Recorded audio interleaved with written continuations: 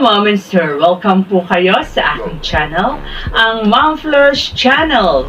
For today's video, tatanungin ko po kayo mga kalingap tulad ng tanong ko sa aking title, ano ba ang kulay ng inyong puso? Ayan. Kasi po, napapansin natin o kapansin-pansin talaga sa mga live or sa mga live premiere ni Kuya Val at saka ni Kalingap Rab at kahit sa mga iba pang mga kalingap na nag-live or nag-live premiere ay napakakulay ng mga pusong inilalatag ng mga viewers ng Kalingap. Ayan. So, masaya naman tayo kung makulay ang puso, makulay ang buhay ng mga Kalingap.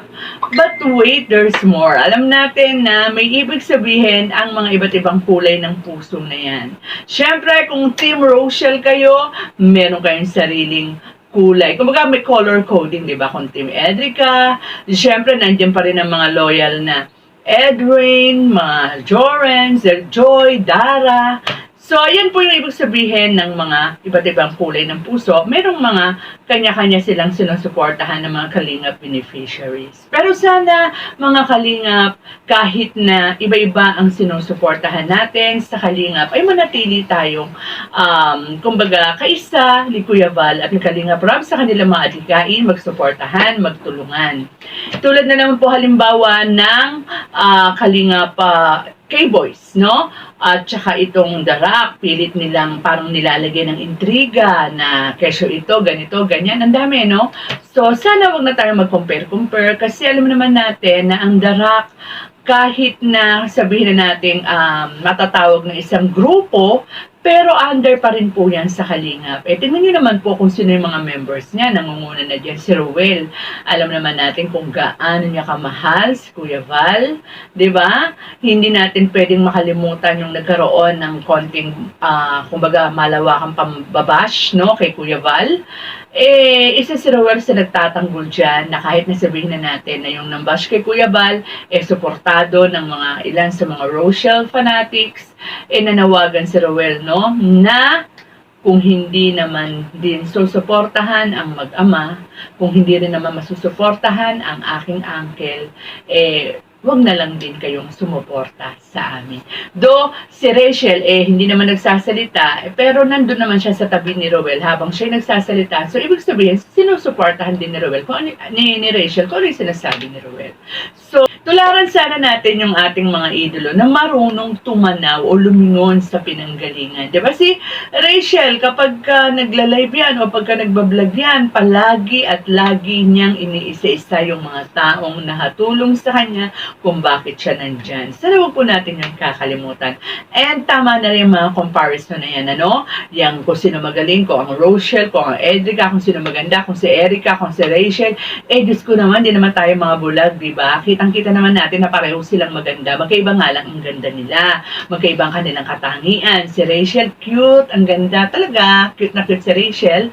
Si Erica naman, yung beauty naman niya, parang pang classic. Diba? Pang beauty queen. Si Rachel, very cute, diba? Parang yung mga artista na mga teenager na talagang iniidolo ng masa. Ayan. Kay Joy, kay Dara, wala namang problema kasi walang intriga dyan. Ewan lang natin kung talagang pag pumasok si Kuya David sa buhay ni Joy, baka magkaroon na rin ng intriga. Siyempre, nandyan pa rin ang mga loyal na Edwin, diba? Edu and Rina, nandyan pa rin yan. And sa tingin nila kasi, kaya isa rin ito sa pinagbubuhatan ng pambabash kay Erica kasi sa tingin nila, yung iba lang naman, no, hindi natin nila lahat. Tingin kasi nila, inagaw o dahil kay Erica, kaya umalis si Edu kay Rina. Pero alam naman natin na hindi, di ba? Dahil alam naman natin na dahil sa sobrang pambabash na inaabot ni Edu, kaya napilitan siyang umalis kay Rina, pero hindi ibig sabihin nun na hindi niya na inalagaan o sinusuportahan si Rina. Nandun pa rin po ang suporta ni Edu, kaya lang hindi na po pinapakita sa cam, off-cam na lang. But anyway, masaya naman si Rina ngayon sa kanyang bagong kuya, di ba? Si Jomar. Kaya merong Joren. Ayan. So, ano to naman, tulad na sinabi natin kanina, ano to naman ang kulay ng inyong puso? Sana, andun pa rin po yung pagsuporta natin sa Kalingap, no? And besides, balik po tayo dun sa The Rock, o si Rowell, syempre si Alex Librada, no? Isa po si Alex Librada sa pinaka-loyal kay Kuya Val.